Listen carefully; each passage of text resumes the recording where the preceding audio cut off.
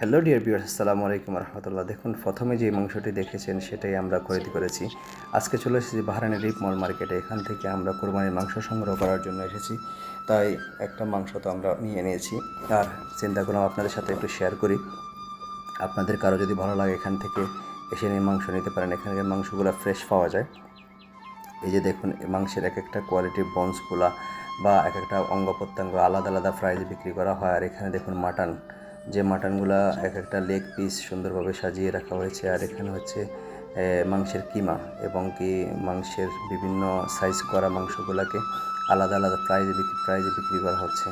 আর নিচে আপনারা যেটা দেখতে পাচ্ছেন, ছাগলের যে ফাগুলো, এগুলোকে ফায়া যেটা বলে, সেটাকে ক্লিন করে পরিষ্কার করে সুন্দরভাবে রেডি করে রেখেছে। শুধু এখান থেকে নেবেন আর মায় মশলা দিয়ে পাক করবেন। এই যে দেখুন মাটনের লেগ পিসগুলো।